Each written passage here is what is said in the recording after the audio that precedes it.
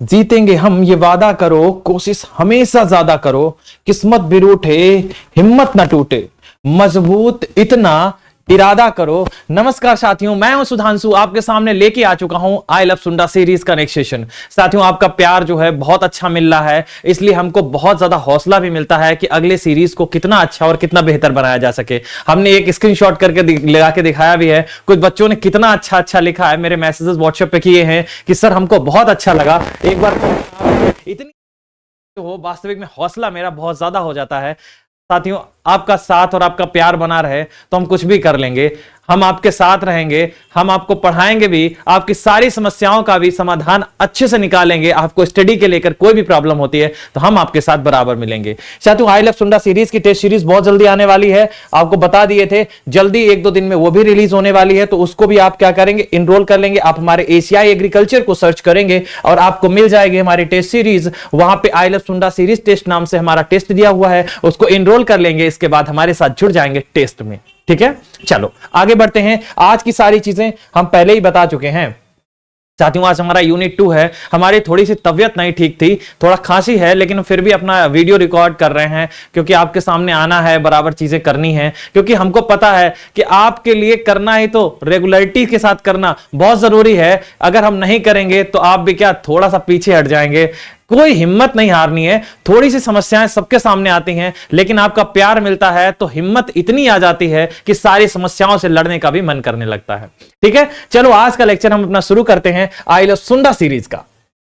पहला बात तो ये कि हमारा जो यूनिट है आज वो दूसरा है, और दूसरे यूनिट में हम लोग बेसिक एग्रीकल्चर जो है अब हमारी शुरू हो गई है। यहीं से हम लोग याद रखेंगे, श्री गणेश हमारा हो जाता है एग्रीकल्चर में। अब हम लोग क्या करेंगे, एक एक करके छोटी छोटी चीजों को पढ़ना शुरू कर देंगे। क्या जो चीज अब अप्लाइड थी उसी को अब एक एक करके हम लोग देखने लगेंगे। ठीक है, चलो जुड़ते हैं। एग्रीकल्चर साथियों, कैसा टर्म था एग्रीकल्चर? हमको मालूम था ये लैटिन वर्ड था। एक था सॉइल, एक था क्या कल्टीवेशन। सॉइल में जो हम लोग कल्टीवेशन करते हैं उसको हम लोग क्या बोलते हैं, एग्रीकल्चर बोलते हैं। कैसा टर्म था ये? लैटिन, क्योंकि हमने पहले ही बताया था जिसके वर्ड के लास्ट में कल्चर आता है वो कैसे होते हैं, लैटिन होते हैं। Hence cultivation of the soil is known as agriculture. साथियों, सस्टेनेबल एग्रीकल्चर क्या होता है? सस्टेनेबिलिटी का मतलब क्या होता है? जब आपसे कोई वर्ड बोले सस्टेनेबल मतलब सतत, जिसका आपको क्या आगे भी यूज करना है, उसका इस हिसाब से दोहन करें जो आगे आने वाली पीढ़ी है उसका प्रयोग कर पाए, और हम लोग भी उसमें क्या प्रॉपर रिसोर्सेज का यूज करके, सीड का यूज करके उसको सस्टेनेबिलिटी के साथ यूज करें। वही हमारे क्या सस्टेनेबल एग्रीकल्चर है। ठीक है ना, इतनी चीज समझ में, वही सारी चीजें लिखी हैं। ना ज्यादा हमको फर्टिलाइजर डालना है, ना हमको ज्यादा क्या करना है, उसमें बीज का यूज करना है। हमको अपनी सॉइल की फर्टिलिटी भी बनाए रखनी है। इकोलॉजिकल हार्मोनी को बनाए रखना सबसे बड़ी चीज होती है। साथियों, इकोलॉजी को पढ़ा है ना, इकोलॉजी क्या होती है? इकोलॉजी का मतलब क्या होता है? आपका इन्वायरमेंट के साथ जो कनेक्शन है, आपका इंटरेक्शन है, वो कैसा हो, अच्छा हो, वही तो इकोलॉजी है। तो सस्टेनेबिलिटी जो है इकोलॉजी से ही बनने वाली है। तो इकोलॉजिकल फार्मिंग की तरफ क्यों नहीं बढ़ते? ठीक है ना, इसी चीज को समझाते हैं हम किसमें, सस्टेनेबल एग्रीकल्चर में। चीज समझ में आ गई? चलो, यही सारी चीजें इसमें लिखी हुई है कि use of low cost input कर देते हैं, lower amount of chemical fertiliser use करेंगे, सॉइल फर्टिलिटी को मेंटेन करेंगे और इकोलॉजिकल हार्मोनी को बैलेंस करेंगे। साथियों, इसीलिए इसको क्या बोलते हैं, इकोलॉजिकल फार्मिंग बोलते हैं, क्योंकि इकोलॉजिकली हमको बेहतरीन करना है। दूसरी बात नेचुरल फार्मिंग, प्राकृतिक खेती क्यों बोलेंगे, क्योंकि प्रकृति के साथ अपना सामंजस्य बिठा लेंगे, कोई ऐसा काम नहीं करेंगे जिसकी प्रकृति को हानि हो, इसलिए इसको क्या बोलेंगे, प्राकृतिक खेती बोलेंगे। और प्राकृतिक चीजों का ही हम लोग इसमें क्या करेंगे, उपयोग करेंगे। किसी भी चीज, चाहे वो खाद हो चाहे वो फर्टिलाइजर हो, इस प्रकार के काम करेंगे तो हम लोग क्या बोलेंगे, नेचुरल फार्मिंग बोलेंगे। साथियों, इसको ऑर्गेनिक एग्रीकल्चर क्यों बोलते हैं, क्योंकि ऑर्गेनिकली करने जा रहे हैं। ऑर्गेनिक फर्टिलाइजर हो गया या फिर ऑर्गेनिक पेस्टिसाइड या केमिकल हमारे हर्बिसाइड है उनको यूज करेंगे, इसलिए हमारा क्या हो जाता है, ये ऑर्गेनिक फार्मिंग हो जाती है। इसके बाद साथियों एक वर्ड लिख के आता है पर्माकल्चर। पर्माकल्चर का मतलब होता है एक कल्चर नॉर्मल नहीं है, ये कल्चर कैसा है, ये परमानेंट है, परमानेंट इन नेचर, क्या बोलेंगे, पर्माकल्चर बोलेंगे, इसलिए इसको पर्मा कल्चर भी बोलते हैं। साथियों, इसके ना हमको सिर्फ और सिर्फ सिनोनिम पूछ लिए जाते हैं, तो सारे के सारे सिनोनिम को हम लोग एक बार पढ़ लेना, और कभी भी प्रश्न आए तो उसको गलत मत करना। साथियों, अगला वर्ड आता है शिफ्टिंग कल्टीवेशन। शिफ्टिंग का मतलब क्या होता है? शिफ्टिंग का मतलब आप शिफ्ट कर जाते हैं कहीं पे दूसरी जगह, उसको क्या बोलते हैं? शिफ्टिंग कल्टीवेशन बोलते हैं। शिफ्ट करना किसको? आपको। और लैंड उसी जगह रहने वाली है। ऐसा क्यों करते थे लोग? पहले ऐसा बहुत ज्यादा होता था, इसलिए जैसे जहां पे नॉर्थ ईस्टर्न रीजन है, वहां पे हिमालयन रीजन है, मतलब कि क्या पर्वत की श्रृंखलाएं हैं, वहां पे लोग खेती करने आते थे।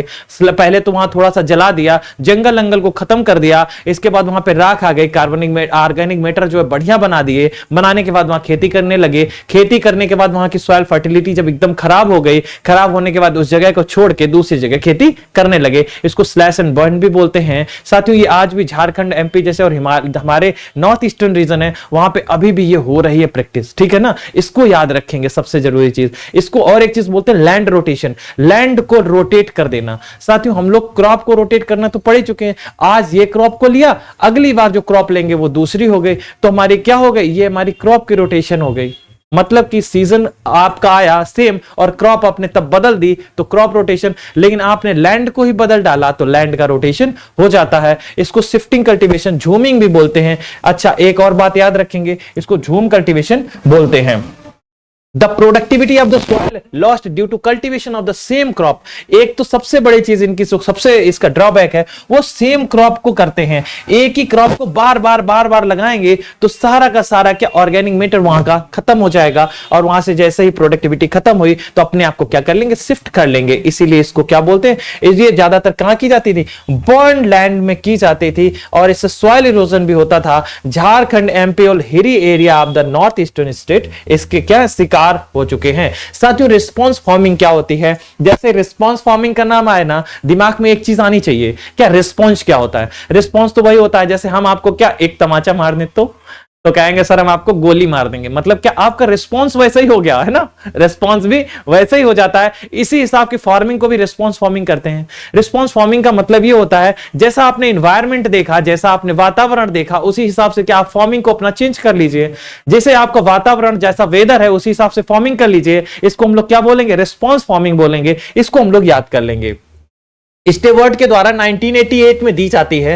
ये क्वाइन करते हैं, एनालिसिस करें पहले किसका? वेदर डेटा का, और फिर इसके बाद में आप प्रेडिक्ट कर दो मानसून को, जैसा मानसून रहने वाला है, रेनफॉल कैसी रहने वाली है, आपके क्या साइक्लोन आने वाला है कि नहीं। इसी हिसाब से वेदर का एनालिसिस करके आप अपने प्री मानसून डाटा से ही क्या मैनेज कर सकते हैं क्रॉप को। उसको ही हम लोग क्या बोलेंगे? रिस्पांस फार्मिंग बोलेंगे। साथियों, एक शब्द आता है प्रिसीजन फार्मिंग। प्रिसीजन फार्मिंग को हिंदी में बोलते हैं सटीक खेती। ये सटीक खेती क्या है? सटीक खेती का मतलब है एकदम से सही खेती करना। आप कहेंगे सही खेती के मायने क्या हो सकते हैं? मायने ये हैं कि हमको सॉइल को भी खराब नहीं करना है, एनवायरनमेंट को भी खराब नहीं करना है, एडवांस टेक्नोलॉजी को यूज कर लेना है। इसको एक और शब्द दिया जाता है साइट स्पेसिफिक फार्मिंग। क्या बोलते हैं? Site specific farming. मतलब पर्टिकुलर साइट में, पर्टिकुलर जो आपका टाइम है, पर्टिकुलर प्लेस में, पर्टिकुलर टाइम में, और पर्टिकुलर क्या एप्लीकेशन आप जो कर रहे हैं वो एकदम राइट होना चाहिए। इसलिए इसको 4R भी बोलते हैं। इसके लिए हम एक नया वीडियो जल्दी से लेके आएंगे आपके लिए कि हम क्या करें, प्रिसीजन फार्मिंग को एक अच्छे तरीके से समझाएं। क्योंकि अक्सर हमने देखा है ये प्रश्न नॉर्मल तो किसी एग्जाम में आ ही जाता है, लेकिन इंटरव्यू में ये प्रश्न बहुत ज्यादा आता है। मेंस में भी अगर आप पीसीएस का कभी देते हैं तो प्रिसीजन फार्मिंग का प्रश्न बहुत ज्यादा देखा जाता है। क्या है ये, कैसे करता है काम, एक एक करके इसकी सारी चीजें वहां पे डिस्कस कर देंगे। एक बार आप यहां पढ़ लीजिए क्योंकि यहां पे तथ्य आप जान लीजिए। ठीक है, पहली बात तो इसको बोला हमने क्या? Site specific. साइट का मतलब target specific use of input. कभी भी इनपुट को ज्यादा नहीं देना है। आपने सॉइल हेल्थ कार्ड का नाम सुना था? हाँ सर सुना तो था। उसका क्या मतलब था? उसका यही मतलब था आप ज्यादा चीजों को यूज मत करो, जिन चीजों की जरूरत है उतना ही यूज कर लो। ज्यादा यूज करोगे तो क्या हो जाएगा? आप दोहन कर रहे हो, एक बात। दूसरा, आप सॉइल की फर्टिलिटी को भी खराब कर रहे हो। ठीक है, अच्छा इसके बाद आप ज्यादा कर रहे हो, आपको क्या लग रहा है कि आप प्रोडक्शन बढ़ा रहे हो? ऐसा नहीं है। आपको यूरिया की जरूरत जितनी आप उतनी देंगे तो क्रॉप का प्रोडक्शन ज्यादा होगा, लेकिन आपको ज्यादा दे देंगे तो आप इतना अच्छा प्रोड्यूस नहीं कर पाएगा। जैसा ह्यूमन का केस है, आप प्यास अगर एक बोतल पानी की है, एक ग्लास पानी की, तो आप उतना ही पिएंगे। ऐसा तो नहीं कि आप 4 पी लेंगे। तो सेम क्या है, ये साइट स्पेसिफिक है, नीड पे बेस है, जितनी जरूरत है उतनी ही देना है। इसको हम लोग क्या बोलेंगे? प्रिसीजन फार्मिंग बोलेंगे। याद कर लेंगे सारी चीजों को। इसको एक और वर्ड लिखा है ऑन लोकलाइज्ड बेसिस, मतलब लोकल बेसिस पे आप देखेंगे। आपका खेत कितना भी बड़ा हो, आपसे इससे मतलब नहीं है। अगर पानी इतने पार्ट में देना है तो आप पानी को सिर्फ और सिर्फ इतने पार्ट में ही देंगे। अगर हो सकता है कि यहाँ आपको पानी की जरूरत ज्यादा है तो सिर्फ इतने में दीजिए। ये जरूरत नहीं कि आपने पानी को लगाया और खोल दिया, पूरे खेत में पानी बह रहा है। लोकलाइज बेसिस पे इस पे वर्क करते हैं। साथियों, एक ड्रोन का नाम सुना है, वो भी इसमें काम करता है। इसमें जीपीएस, जेईआई सारी चीजें काम करती हैं। प्रिसीजन फार्मिंग बोलते हैं इसको। इसमें एडवांस टेक्नोलॉजी को क्या किया गया, इंट्रोड्यूस कर दिया गया है। क्या क्या फायदे हैं, एडवांटेजेस क्या क्या हैं प्रिसीजन फार्मिंग के? पहली बात तो ये कि कास्ट ऑफ प्रोडक्शन करना, कास्ट ऑफ प्रोडक्शन को क्या करना, मिनिमाइज करना। साथियों, कोई भी स्कीम हो या कोई भी चीज आई है, हमको एक बात पता है, ये फार्मर के हित में जाने वाली है। अगर फार्मर के हित में जाने वाली, इसका क्या मतलब हो सकता है? इसका मतलब है उसका कास्ट ऑफ प्रोडक्शन कम कर लो। कास्ट ऑफ प्रोडक्शन कम करने के बहुत सारे तरीके हैं, उसमें से एक तरीका क्या, प्रिसीजन फार्मिंग है। और दूसरा सबसे अच्छा, मेंटेनेंस ऑफ द क्या, इकोलॉजिकल बैलेंस। इकोलॉजी को बहुत दिमाग में रखना है, क्योंकि हमको फ्यूचर को दिमाग में रखना है। कंजर्व रिसोर्सेस, रिसोर्सेस का जो है, जो आप यूज करने वाले हैं उनको कम करेंगे, पर्याप्त करेंगे। ठीक है, चलो आगे बढ़ते हैं। साथ में एक वर्ड आता है आइडियो टाइप। आइडियो टाइप का मतलब होता है, इसको बोलते हैं मॉडल प्लांट। चलो एक चीज सुनाते हैं आपको। मॉडल समझते हो ना? मॉडल क्या होते हैं? मॉडल वही होते हैं ना जो हीरो हीरोइन, आप अच्छे अच्छे कपड़े पहन के आपने देखे होंगे, क्या फोटो खिंचवाते हैं। मॉडल का यूज क्या है? मॉडल जब तक वो है, मॉडल बोलेंगे जब तक वो हम लोगों के बीच में है। मतलब एक समाज की जरूरत है जिसने उसको क्या, मॉडल बनाया है। अब वो कहीं प्लेनेट पे चली जाए तो बोल दे हम मॉडल है, तो कहेगा सुनो इधर रोटी नहीं मिलेगी तुमको, जाओ भूखे रहो जाके, मॉडल हो गए तो हो गए अपने घर के। तो इस तरीके की चीज क्यों? क्योंकि मॉडल जो है किसने बनाया, हम लोगों ने बनाया, और हमारे बीच उसकी क्या वैल्यू भी है। अच्छा, ऐसी चीजें कहां आपका बढ़िया परफॉर्म करेंगी? ग्रुप में परफॉर्म बढ़िया कर लेंगे कि अकेले करके ज्यादा कर लेंगे? ये ग्रुप की चीज है, क्योंकि आपने उसे बना के भेजा है, हमारे लिए उसकी वैल्यू ज्यादा है। इस चीज को समझ लेना है, ठीक है। अच्छा, और वही चीज इतने कितने दी थी, इसको हमने प्लांट पे एक बार अप्लाई करके देखा है। Concept of audio type Donald के द्वारा दिया गया। किसके द्वारा? डोनाल्ड के द्वारा 1968 में दिया जाता है। क्या है ये? अब जल्दी से पढ़ लो। Single plant would give the better result. कब? इन अ ग्रुप, जब वो ग्रुप में होगा। व्हेन क्रॉप हैज कैसा, लीस्ट कंपटीशन, जब कंपटीशन एकदम कम होगा। With the same type of crop, जब एक तरीके की क्रॉप होगी। जब क्रॉप सेम टाइप की तब तो बहुत अच्छा रिस्पॉन्स कर लेगी, लेकिन अगर डिफरेंट कर दीजिए। साथियों, जैसे हम बताएं आपको, गेहूं के बीच में गेहूं का पौधा बहुत अच्छा ग्रो करेगा और बहुत अच्छा रिस्पॉन्स भी देगा। आप कह दो गेहूं के बीच में एक सरसों का पौधा आप उसे लगा दिए, और उससे आप अगर एक्सपेक्ट करते हैं कि ये बहुत अच्छा रिस्पॉन्स करेगा, ऐसा तो नहीं हो पाएगा। क्यों? क्योंकि आइडियो टाइप की यही एक थ्योरी बताती है, जब आप अपने जैसे लोगों के आसपास होते हो तो ज्यादा अच्छा एक्सपेंड कर पाते हो। वही सारी चीजों के बारे में चर्चा की गई है। Ideotype is the model plant. ये मॉडल प्लांट है, क्या करता है? May be defined as a biological model which is expected to perform और behave in a predictable manner within the defined environment. ये डिफाइंड इन्वायरमेंट के अंदर defined predictable manner में काम करेगा। चलिए, एक आता है टेराफॉर्मिंग। साथियों, टेराफॉर्मिंग आता है, इसका मतलब एक चीज समझो। हमने एक चीज देखी ना, अभी एक अमेरिकन है जिसने अभी ट्विटर खरीदा है, नाम तो सुना ही होगा, एलन मस्क का। वो तो उसके तो भाई सपने बहुत अच्छे अच्छे हैं। जब उसकी बातें सुनते हैं तो दिल खुश हो जाता है। एक आदमी के अंदर पॉजिटिविटी होती है, वो एक्स्ट्रा पॉजिटिव आदमी है। जब उसकी बातें सुनो तो लगता है कि यार कितना एक्स्ट्रा ऑर्डिनरी है। मतलब वो कह रहा था कि मोदी जी यहां ला रहे हैं कि 2 बुलेट ट्रेन, 4 बुलेट ट्रेन चलवाएंगे। वो कहता है कि हम जो है मंगल ग्रह पर क्या भेजेंगे, रोज अपने 2 जहाज भेजेंगे, क्योंकि हम आदमियों को वहां छुड़वाएंगे। वहां क्या लोग कम रहते हैं, यहां लोग ज्यादा हैं, जनसंख्या को नियंत्रण इस प्रकार से करना चाहिए। देखिए भाई, क्या गजब की बात है ना।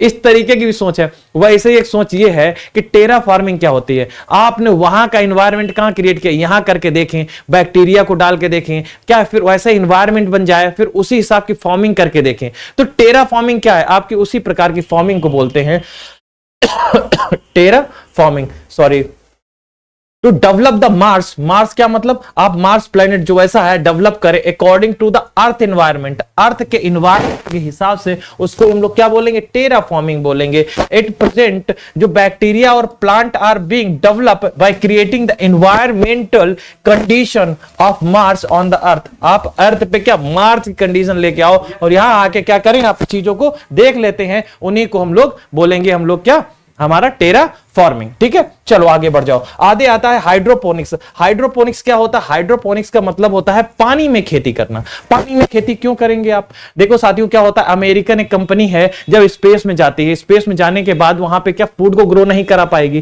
फूड पे ग्रो नहीं करा पाएगी तो एक काम ये हो सकता है कि हम लोग ग्रो कराने के लिए एक काम तो कर सकते हैं, क्या करें कि हम लोग पानी के अंदर न्यूट्रिएंट को मिला दें, न्यूट्रिएंट को मिला के फिर इसके बाद प्लांट को क्या करा दें, ग्रो करा दें। तो जितने प्लांट को न्यूट्रिएंट है क्या आपको मिल जाएंगे और प्लांट ग्रो भी कर जाएगा। साथियों ये बहुत अच्छी टेक्निक है हाइड्रोपोनिक्स, उसमें पानी में न्यूट्रिएंट मिला के इसी में ग्रो करा लेते हैं। एक बात, सबसे अच्छा तरीका एक और मिला, आपने जो डिफिशियंसी सिम्टम पढ़ते हैं ना बहुत जगह जगह पे, वो क्यों पता चल पाए, जब तक हाइड्रोपोनिक्स नहीं थी तब तक नहीं समझ में आई। हाइड्रोपोनिक्स आए तो हमने पानी में न्यूट्रिएंट्स की मात्रा ज्यादा कर दी, हमने देखा प्लांट कैसा रिस्पॉन्स कर रहा है। अच्छा, अब उसमें से हमने वो प्लांट का न्यूट्रिएंट निकाल लिया, इसके बाद देखा प्लांट कैसा सिम्टम दे रहा है, तो किसी की डिफिशियंसी या किसी का एक्सेस में क्या सिम्टम है यह भी हमने हाइड्रोपोनिक्स के माध्यम से ही जान पाया है। इसलिए हाइड्रोपोनिक्स बहुत जरूरी है। लीफी वेजिटेबल्स जो होती हैं बहुत अच्छी ग्रो कर लेती हैं किसमें, हाइड्रोपोनिक टेक्निक में। इसको सॉइल लेस कल्चर भी बोलते हैं, इसी को हम लोग क्या बोलेंगे, हाइड्रोपोनिक्स बोलेंगे। चलो आगे आ जाओ, रिस्पॉन्स कर्व। साथियों रिस्पॉन्स कर्व किसने दिया था, हॉलीडे ने दिया था। हॉलीडे ने बताया था कि जो रिलेशनशिप क्या है प्लांट के पॉपुलेशन का और यील्ड का, यही हमारा क्या रिस्पॉन्स कर्व है। साथियों देखो, इसको समझने के लिए दो चीजें हमें पढ़नी है। ये दो तरीके का होता है, एक तो आता है एसिम्प्टोनिक और एक आता है क्या, पैराबोलिक।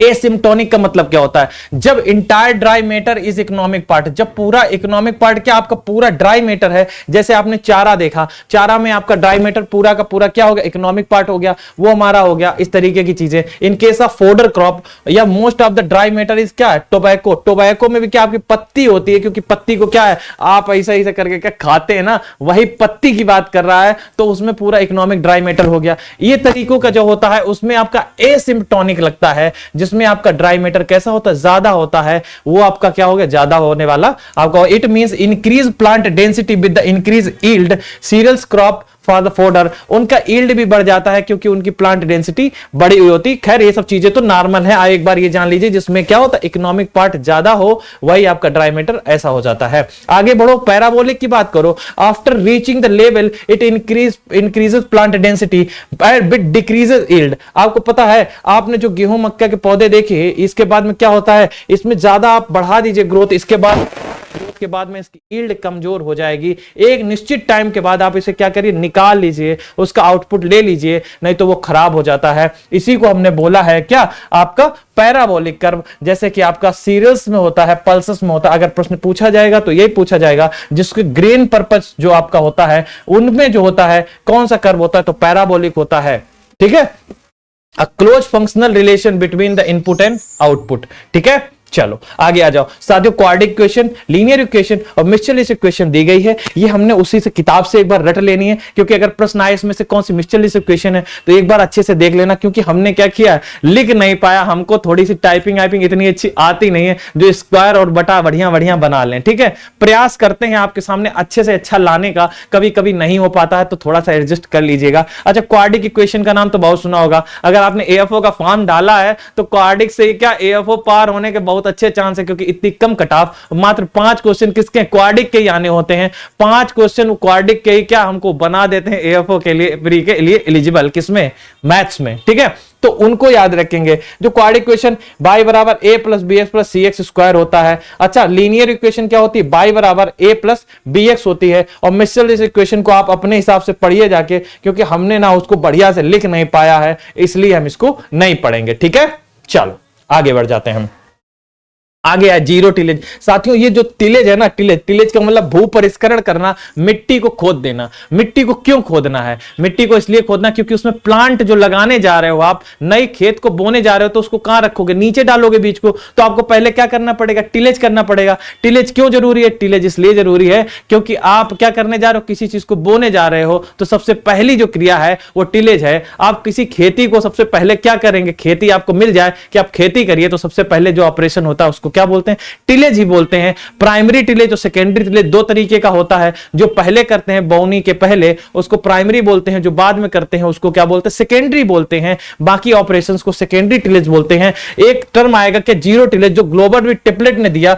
जीरो का मतलब क्या, आप टिलेज करोगे ही नहीं, बिल्कुल टिलेज को करना ही नहीं है। प्राइमरी टिलेज को टोटली क्या कर देना, अवॉइड कर देना है, आपको सिर्फ रूट जोन में कर लेना है, उसको क्या बोलेंगे, प्राइमरी टिलेज बोलेंगे। ठीक है, अच्छा, एक और बात, इसमें जो आपका प्राइम इससे पहले आपने क्रॉप की थी उसका कुछ ना कुछ बचा हुआ मटेरियल तो होगा, आपने वो जो चीज मटेरियल है उसको वहीं पे पड़ा रहने देना। कितना? अप टू 90%, 50 से एवव जितना भी होता है लगभग क्या पड़े रहने देना, वहीं पे पड़े रहने देना। इसको भी दिमाग में रख लेते हैं। प्राइमरी टिलेज जो है कंप्लीटली अवॉइड करते हैं, सेकेंडरी टिलेज को रिस्ट्रिक्ट कर देते हैं। किसके लिए? मात्र सीड बेड प्रिपरेशन के लिए रो जोन में। उसको हम लोग क्या करेंगे, हम लोग जीरो टिलेज बोलेंगे। साथियों 50 से 100% जो रेसिड्यू है वो कहां रखेंगे? सॉइल सरफेस पे रखेंगे, क्योंकि हमको मॉइस्चर का लॉस नहीं कराना होता है। अच्छा, हर्बिसाइड कौन सा यूज करोगे? साथियों हम लोग पैराक्वाइट या ग्लाइफोसेट जैसी चीजें यूज करेंगे। क्यों? क्योंकि नॉन सिलेक्टिव है। ये देखेंगे नहीं कि आप क्या हैं, कौन रिश्तेदार हैं, कौन है, आपको क्या सिर्फ मारने वाला काम करेगा।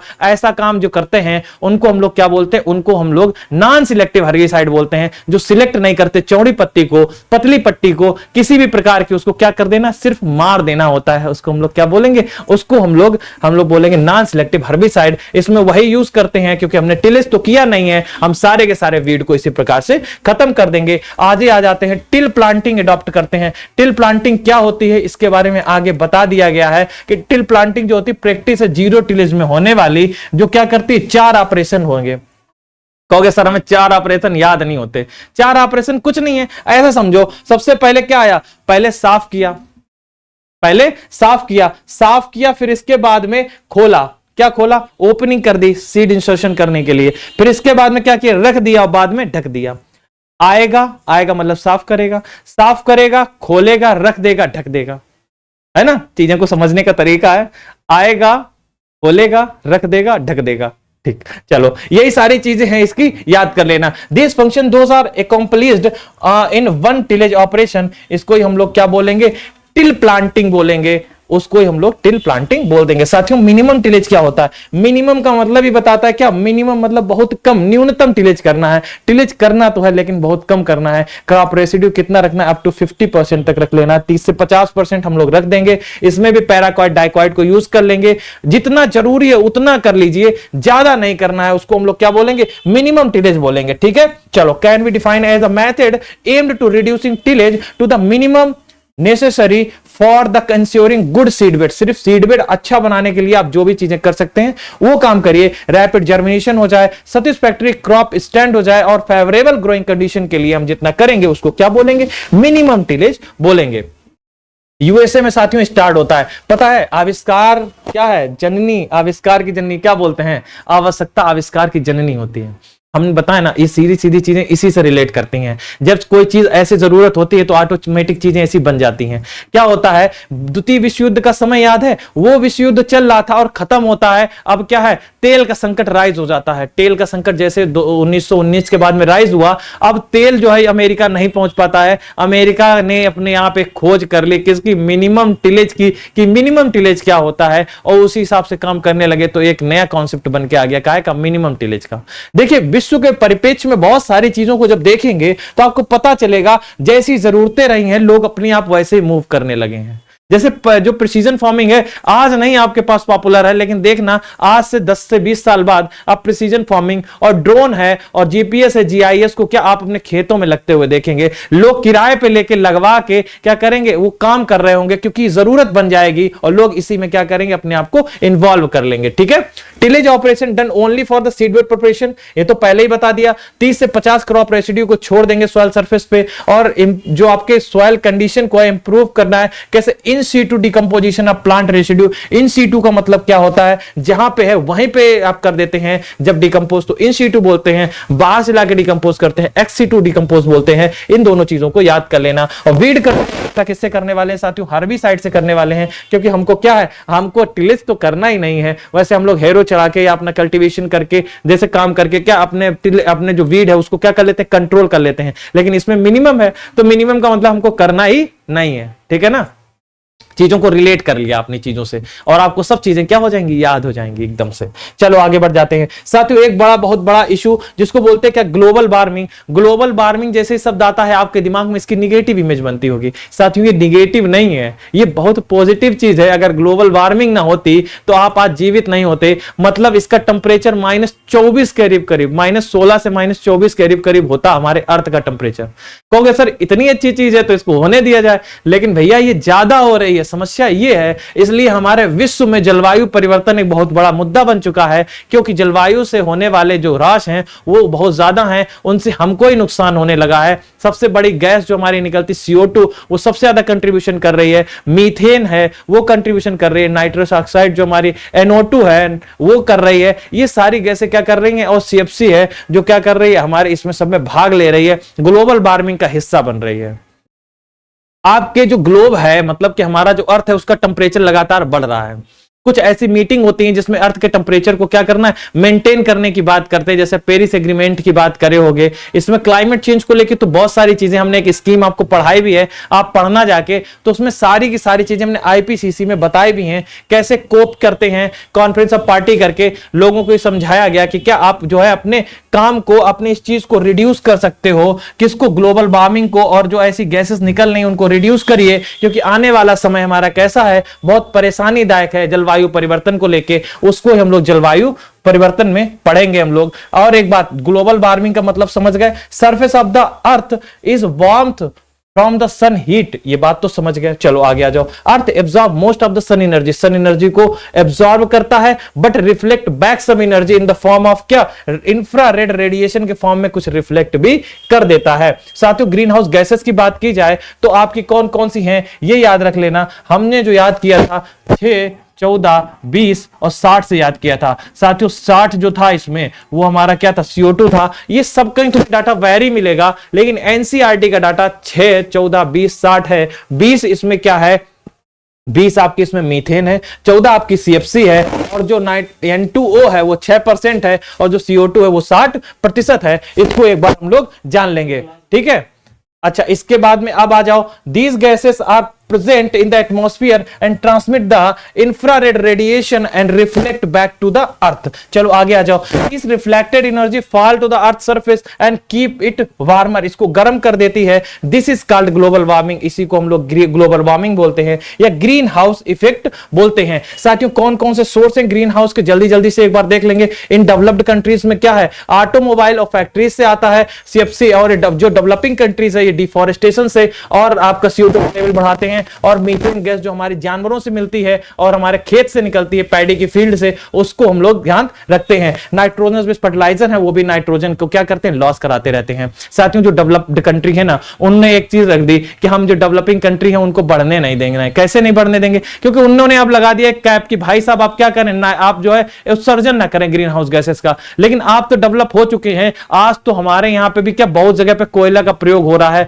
बिजली उत्पादन में हो रहा होता है, लोग क्या करते हैं इस तरीके की चीजों में इन्वॉल्व हैं। वहां तो सोलर पैनल लग गए हैं, लेकिन हमारे यहां तो ऐसी चीजें अभी क्या कार्यरत हैं, ठीक है। तो अभी हम लोगों को थोड़ा देर लग रहा है, लेकिन हम लोग भी जीरो एमिशन की तरफ बढ़ने की जो क्रिया है उसकी तरफ बढ़ चुके हैं। लेकिन जो देश है डेवलप्ड कंट्री वो बढ़ चुके हैं, ठीक है ना। चलो आगे आ जाओ। अब आ जाते हैं क्या effect of global warming world और एग्रीकल्चर के लिए, कैसे ये हमारे लिए घातक है, इन पे बात करते हैं। ग्लोबल वार्मिंग जो वर्ल्ड में और एग्रीकल्चर कैसे है। चलिए, increase overall temperature of the earth, earth का टेम्परेचर बढ़ रहा है। अर्थ का टेम्परेचर अगर बढ़ेगा तो हमारे जो ग्लेशियर है वो पिघलेंगे, ग्लेशियर पिघलेंगे तो क्या समुद्र का स्तर बढ़ेगा, समुद्र का स्तर बढ़ गया तो आसपास तटीय क्षेत्र में रहने वाले जो हमारे देश हैं वो क्या करेंगे, या हमारे भाग हैं वो डूब जाएंगे, और डूब जाएंगे तो फिर क्या होगा, वो लोग कहीं ना कहीं दूसरी जगह भागेंगे, दूसरी जगह भागेंगे तो वहां पर रहने की समस्याएं आएंगी और ग्लोबल संकट एक उत्पन्न हो जाएगा। तो ग्लोबल वार्मिंग कहीं ना कहीं हम लोगों से ही रिलेटेड है। इसको कंट्रोल भी किसको करना है, हम लोगों को ही करना है। अर्थ का टेम्परेचर बढ़ना है तो ये सब चीजों को कैसे करेंगे आप लोग कंट्रोल, इसी सब चीजों के बारे में बताया गया है। एक एग्रीमेंट होता है कि हम लोग ज्यादा नहीं करेंगे, 1.4 डिग्री जो फ़ारेनहाइट है उसको ही बढ़ने देना है सेंचुरी तक। लेकिन हमको लग रहा है कि वो क्या है, जल्दी से जल्दी हम लोग इसको 2040 तक ही अचीव करे ले रहे हैं। इसलिए एक बार फिर फोरकास्ट होता है कि it has been forecasted that 5 degree Fahrenheit will rise in the next century. ये चीज हमको बताती है।